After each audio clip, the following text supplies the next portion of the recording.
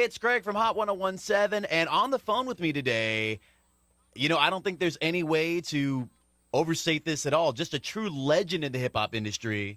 His first album was released in 1988. It was called Going Off and brought us songs like The Vapors and Nobody Beats the Biz.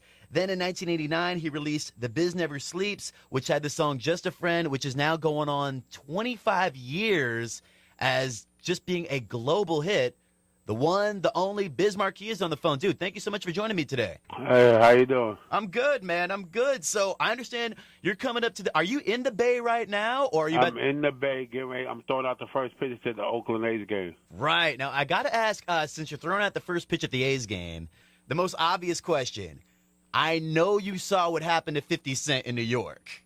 Okay. Now, based on that, what have you been doing anything to prepare for this first pitch? Because if anything goes bad, you're going to be all over TMZ, all over social media. I just hope I'm on there after I throw a strike. Okay, so 50 can watch a video of you throwing out the first pitch and be like, dude, this is how it's done, man. Yeah.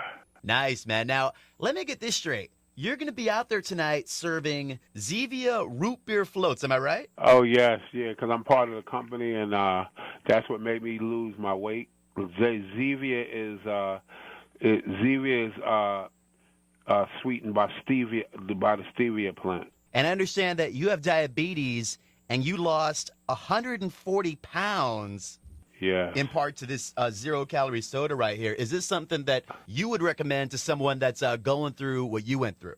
Anybody that loves soda, I would recommend this. This is the healthiest soda that you could ever drink. Now, since you've been in the music industry for 30 years now, as far as the music industry stands today, who do you think is just really killing it in the hip-hop game or just the music industry in general? Who are you a fan of? I like Drake, Future. And they got a lot of people that's putting them one hits out. Is there anything that these artists have available to them today that you wish was around when you were starting out, like social media? Would you? Social media. We didn't have CDs. We didn't have a lot of things because I came up in the '80s, so everything had to be straight. It was no type of. You couldn't create no hype.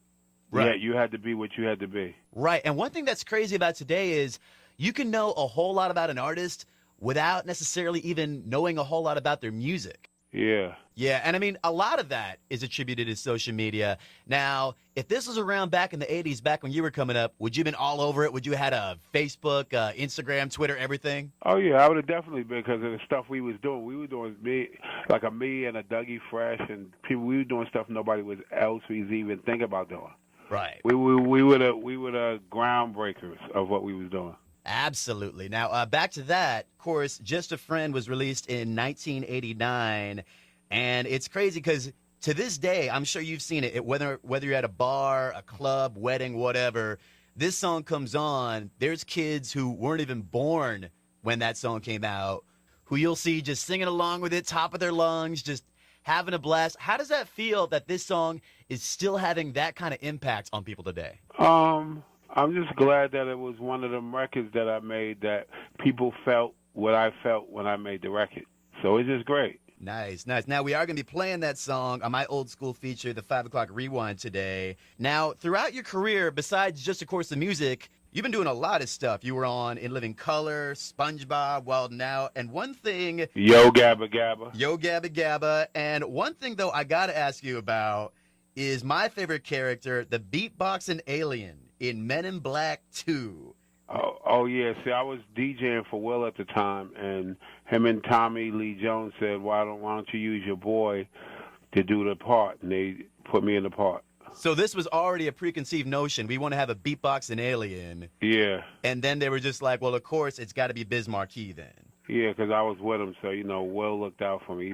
He's a blessed individual. Now, before I let you go, though, I got to ask, because you have so many fans here in the North Bay, man. When I posted on my Facebook page I was going to be interviewing you, I got so many likes, and that was just my friends alone. Dude, when can we expect to see you perform in the North Bay again? Probably in the next 2 or 3 months, I'll be up here. In the next 2 or 3 months? Yeah. All right, cool, man. Cool. Well, hey, Biz, dude, good luck tonight at the A's game, and thank you so much for talking to me today, man. All right, thank you.